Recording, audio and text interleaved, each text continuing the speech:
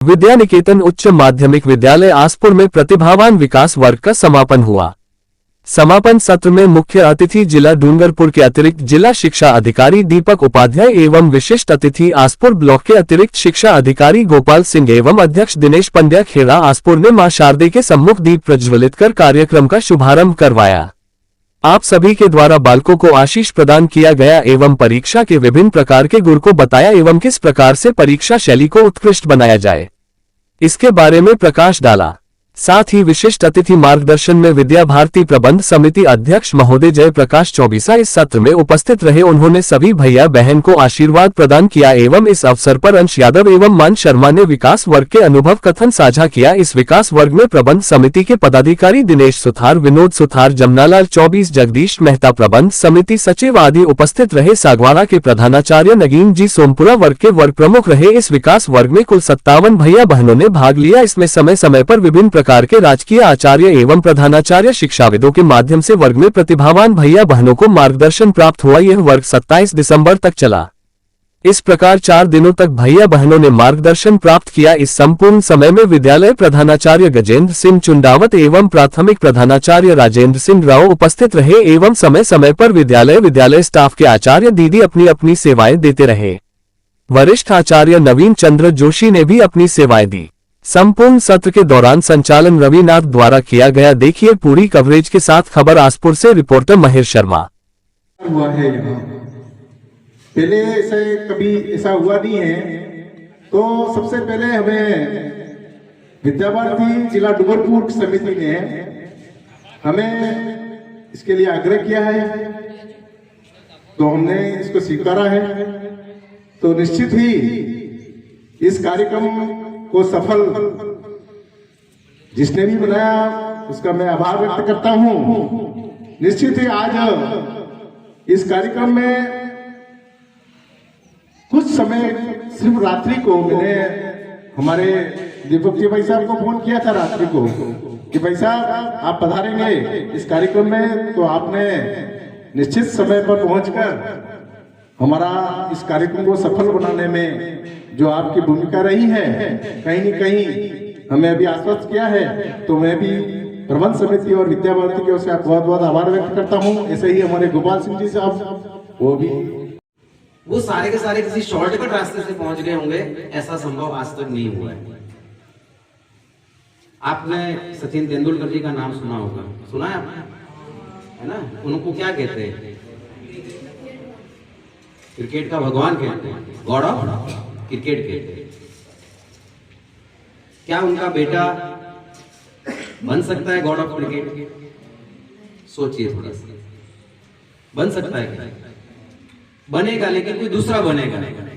Cricket का कोई दूसरा बनेगा, उनका बेटा बन सकता है, ये जरूरी नहीं है। यानी जितने भी महान हस्तियां हुई हैं उनके बेटे बेटियां महान बने हो, ऐसा उदाहरण बहुत कम मिलता है। तो वो सब महान कैसे बने? जब सचिन तेंदुलकर जी का रिटायरमेंट था, 24 साल के उन्होंने अपनी क्रिकेट की सेवाएं जब समाप्त की, उन्होंने संन्यास की घोषणा की, तो पत्रकारों ने उनसे एक प्रश्न पूछा कि सर आपकी सफलता का राज क्या है? तो तेंदुलकर ने कहा कि सफलता का राज तो क्या बताएं? बोले सफलता का राज तो मेहनत ही होती है। बोले नहीं, मेहनत का मतलब आपने किस प्रकार की मेहनत की, कैसे मेहनत की आपने? तो उन्होंने कहा देखिए पत्रकार बंधुओं की, जब से मैंने क्रिकेट का बल्ला हाथ में पकड़ा, यानी मैं 8-9 साल का था और स्कूल के अंदर जब मुझे मेरे गुरुजनों ने जब बल्ला थमाया, और जिस दिन मैंने बल्ला थामा उस दिन से मैंने एक प्रतिज्ञा ली थी कि हर रोज सुबह 5 बजे उठने का, पहले 500 बॉल प्रैक्टिस सेशन में फेस करने का। कितने बॉल? चाहे वो मशीन से हो, चाहे वो किसी बच्चे के द्वारा डाले गए हो, चाहे किसी बॉलर के द्वारा हो, या मेरा एक नियम था कि 500 ball every day in the morning when I face, मैं उनको खेलता था और प्रैक्टिस करता था। पत्रकार ने पूछा कि सर 500 बॉल, मान लो आपने किसी दिन शतक मार लिया हो, तो आपको नहीं लगता है कि सुबह उठ करके पहले आपको अखबार देखना चाहिए? बोले नहीं, तो भी नहीं। अगर मैंने 200 रन बनाए हो तो भी नहीं, 0 पे आउट हो गया तो भी नहीं, मैंने लगातार 3 शतक मार लिए तो भी नहीं, लेकिन मैंने अपने जीवन में जिस दिन बल्ला पकड़ा उस दिन नियम लिया था, प्रतिज्ञा ली थी कि 500 डिलीवरी हर रोज सुबह फेस करनी तो करनी, इसके बाद मैं अपना नित्य कर्म शुरू करता। तो मेरी सफलता का राज वो है। आप समझ गए प्यारे बाल क्या कहना चाह रहे हैं कि एक दिन में कोई सफलता नहीं मिलती है। हम अगर 3 दिन के सेशन के अंदर ये सीख के जाएंगे कि एक दिन में या एक महीने के अंदर कोई सफलता मिल जाए, उसकी गारंटी नहीं है। हमें मेहनत राइट फ्रॉम फर्स्ट डे, जिस दिन से आप 10वीं के अंदर एंटर हो गए, आपने अपना बेस बनाया 9वीं तक का, पर जब आपको लगा कि यार अब 10वीं का बोर्ड आ गया है, हमें इसको फेस करना होगा, तो आपको उसी दिन से आपको तैयारी शुरू करनी पड़ेगी और तभी आप अपनी मंजिल को प्राप्त कर सकते हैं। एवं उपस्थित सभी अतिथिगण एवं प्रधानाचार्य। मेरा नाम चारित प्रजापत है। मैं बिछवाड़ा विद्या निकेतन स्कूल से हूँ। 4 दिवसीय इस विकास प्रतिभावान शिविर में मुझे बहुत ज़्यादा अच्छा लगा। बहुत सारे विशेषज्ञों ने आके हमें प्रेरित किया। हमें बहुत अच्छा लगा कि हमारे 4 दिन बहुत ही अच्छे गए यहाँ पे। अगर हमें कोई पूछता है कि तुम्हारे अनुभव कैसे रहे, तो मैं उन्हें बताऊंगी मुझे बहुत अच्छा लगा वहाँ जाके। एक ऐसे भैया बहन जो निश्चित तौर से अपने उस लक्ष्य को लेकर के यहाँ पर आए हैं कि उन्होंने, जैसा बताया गया कि 90% से ऊपर का लक्ष्य आपने लिया है। निश्चित तौर से ये पल विद्या भारती परिवार के लिए एक गर्व का पल है, खुशी का पल है कि आपने अपने मन में एक लक्ष्य तो लिया कि हम कैसे उस टारगेट तक पहुंचने के लिए प्रयास करें, किस प्रकार की मेहनत करें, और एक सोच कि कैसे हमारे इस माइंड को सेट करें। जैसा प्रतिवेदन में बताया गया कि आपको न मात्र आसपुर के विद्या निकेतन के गुरुजनों ने आपको बताया, मार्गदर्शन दिया, बल्कि विभिन्न अलग अलग जगहों से जो बुद्धिजीवी यहाँ पर पधारे थे, जो विद्वान यहाँ पर आए, उन्होंने जो आपको मार्गदर्शन दिया वो निश्चित तौर से एक बहुत बड़ा मिक्सअप था। क्योंकि अजमेर से जैसे भाई साहब आए, विकास जी भाई साहब जैसे बांसवाड़ा से पधारे, डूंगरपुर जिले के विभिन्न क्षेत्रों से यहाँ पर पधारे, और उन्होंने निश्चित तौर से अपनी तरफ से आपको जो बातें बताई है प्यारे बालकों, उसको आपको अपने दिमाग में उतारने का, गौर करने का एक समय अवसर आपको मिला है। आप और आपके माता पिता बड़े सौभाग्यशाली होंगे कि आपको एक विद्या निकेतन परिवार मिला, आपको एक ऐसा विद्यालय मिला जहां पर शिक्षा के साथ संस्कार मिल रहे हैं। निश्चित तौर से आपके अच्छे कर्मों का फल है और इसको हमको मानना पड़ेगा कि हम एक ऐसी संस्था के अंदर पढ़ाई कर रहे हैं जहां पर हमें संस्कारों को भी बताया जा रहा है। आपका प्रार्थना सभा कितना निश्चित तौर से इतना अच्छा जो सेशन होता है कि हमें उस एनर्जी को प्राप्त करने में बहुत ज्यादा उत्साह मिलता है। महोदय ने बता ही दी और आप सुन भी रहे, और कभी कभी आपके मन में भी ऐसा विचार आता होगा कि हमारे विद्यालय में 100-150 की संख्या में छात्र होंगे, आपकी कक्षा में 5-50 छात्र होंगे, हमको ही यहाँ क्यों भेजा गया? होता है, हम भी आराम से नहीं घूमते, छुट्टियां मनाते, तो हमको ही यहाँ पे क्यों भेजा गया? ऐसा प्रश्न होता है और इस उम्र में तो स्वाभाविक रूप से होता है। तो आपने हनुमान जी का भी नाम सुना होगा, वीरवर अर्जुन का भी नाम सुना होगा, रानी लक्ष्मीबाई दुर्गावती का भी नाम सुना होगा। राम के साथ पूरी वानर सेना थी, फिर भी सीता जी को ढूंढने के लिए किसको भेजा गया? हनुमान जी को भेजा गया, और वही ढूंढ के लाए। तो हजारों वानरों के होते हुए भी, वानरों के राजा सुग्रीव के होते हुए भी भेजा किसको गया? हनुमान जी, क्योंकि वो सब में सही योग्य थे। पांडव भी 5 थे, कौरव भी बहुत सारे थे, और भी सारे भगवान कृष्ण के साथ थे, किंतु भगवत गीता भगवान कृष्ण ने किसको सुनाई? अर्जुन को। किसके रथ पे सारथी बन के रहे? अर्जुन के रथ। क्यों? क्योंकि वो भी उन सब में से योग्य थे, बल बुद्धि के निदान थे। इसलिए आप भी आपके विद्यालयों में सबसे श्रेष्ठतम छात्र, जिन्होंने मन से संकल्प लिया है कि हम 90% से अच्छे अंक लाएंगे। और आपके मन में ये आत्मविश्वास है, इसलिए आप ही उनके हनुमान हैं, आप ही उनके अर्जुन हैं, आप ही उनके रानी लक्ष्मीबाई है और आप ही उनके दुर्गा होती है, क्योंकि आप उन सबसे हटके हैं और इसीलिए आप यहाँ पे आए। दूसरी बात वही मैंने बताया, जैसे छुट्टियों का माहौल है, हो सकता है आप में से बहुत सारों को कहीं क्रिकेट मैच भी जाना होगा, कहीं को घूमने जाना होगा, छुट्टियों में घर पे आराम करना होगा, और फिर भी यहाँ पे आपको आना पड़ा। तैयारी तो घर पे भी आप कर सकते थे, हो सकता है इससे भी अच्छी किताब लेके बैठते रहे, 2-4 घंटे मोबाइल देखते, फिर पढ़ाई करते, घर का गर्मा गर्म खाना खाते, घूमते, ये सब चीजें थी। फिर भी आप आए हो तो सिर्फ पढ़ाई के लिए ही या 90% के लिए ही नहीं आए, ऐसा मेरा मानना है। एक छोटी सी मैं कहानी सुनाऊंगा आपको कि एक बार एक बहुत ही कमजोर लड़का था। उस कमजोर लड़के के मन में यूं हुआ कि मुझे बहुत ही ताकतवर बनना है, ऐसा शक्तिशाली बनना है कि मैं सबको पराजित कर सकूं, सबसे जीत सकूं।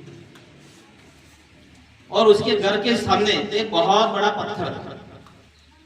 वो पत्थर जो घर से बाहर निकालता, सामने ही वो पत्थर था, बहुत बड़ा था। और उस समय मशीनरी का युग नहीं था, तो उस पत्थर को वो तोड़ नहीं पा रहा था और नहीं हटा पा रहा था। तो एक दूसरा विचार उसके मन में ये भी आता कि काश ये पत्थर मेरे घर के सामने से हट जाए, तो मैं सामने पूरे खुले खेत है, प्राकृतिक पूरा वातावरण, उसको मैं देख सकूं। तो एक तो वो कमजोर भी था, सामने से उसके बहुत बड़ा पत्थर भी घर के सामने था। अब दोनों ही चीजें उसके बस की नहीं थी। ऐसा हर रोज सोचता और रात को मन में सोच के सो जाता। सुबह फिर उठता, बाहर उठती वही बड़ा पत्थर दिखता, मन में होता काश मैं मजबूत होता, इस पत्थर को मैं हटा देता। फिर पूरा दिन बीत जाता, फिर सो जाता। एक दिन ऐसा बहुत दुखी होकर रात को वो सोया और रात को उसको भगवान दिखे स्वप्न में, और भगवान ने कहा कि तू हर रोज कहता है ना तुझे पत्थर को हटाना है, ठीक है वो पत्थर हटेगा, कल सुबह उसको धक्का लगाना और तब तक धक्का लगाते रहना प्रतिदिन की जब तक वो पत्थर हट नहीं जाए। सुबह उठा, उसको आश्चर्य हुआ कि जब भगवान ने मुझे कहा है स्वप्न में आकर, तो स्वप्न में बातें सही भी होती है। तो सुबह उठ के उसने उसको धक्का लगाना शुरू किया। लगभग 1 घंटा धक्का लगाया, फिर भी कुछ फर्क नहीं पड़ा। थोड़ा थक गया, दूसरे दिन फिर सुबह उठा, उसको वो स्वप्न की बात याद आ गई, फिर उसने धक्का लगाया, फिर भी वो पत्थर नहीं हटा। ऐसे करते करते 10 दिन, 20 दिन, 25 दिन, 30 दिन, 1 महीना, 1.5 महीने तक प्रतिदिन सुबह 1 घंटा उठता, दूसरा सब काम छोड़ के, जैसे सर ने बताया सचिन तेंदुलकर के बारे में 500 बॉलों को कैच करना, ये सुबह उठता 1 घंटा उस पत्थर को धक्का लगाता, किंतु वो पत्थर खिसका ही। फिर उसके मन में थोड़ा थोड़ा दुख हुआ कि यार मैं 1.5 महीने से प्रयत्न कर रहा हूँ, थोड़ा भी पत्थर खिसका नहीं है, इसका मतलब मेरा स्वप्न कहीं न कहीं झूठा था। फिर रात को सोया, फिर उसको यूं लगा कि नहीं मुझे इस पत्थर पे और मेहनत करनी चाहिए। 10 दिन और मेहनत की, फिर भी वो पत्थर नहीं हटा। पर उसको यूं लगा कि 2 महीने तक रेगुलर में उस पत्थर पे 1 घंटे तक मैं जोर देता था, तो इस कारण से मेरा शरीर जो कमजोर था एकदम, वो शरीर उसका बहुत ही मजबूत हो गया। मजबूत अभी इतना मजबूत हो गया कि वो किसी को भी हरा सकता। उसको खुशी हुई कि भले पत्थर नहीं हटा, किंतु मेरा शरीर तो मैं जो चाह रहा था वैसा मजबूत हो गया। और खुश होकर वो रात को सोया। रात को फिर उनको भगवान के दर्शन हुए। भगवान ने कहा कि तुम्हारा पत्थर नहीं हटा, किंतु तुम चाह रहे थे तुम्हारा शरीर मजबूत करना, तो वो हो गया। पत्थर हटाना तो मेरा काम है, कल सुबह तुम उठ के देखना, वहां से पत्थर आपको लुढ़का हुआ मिलेगा। किंतु जो चीज तुम मन से नहीं कर पा रहे थे, मैंने आपको प्रेरणा दी और आपने की, तो आपका शरीर मजबूत हो गया एकदम। वो जगह और बाहर जाके देखा तो पत्थर जो था वहां से लुढ़क के नीचे पहाड़ी के नीचे पड़ा।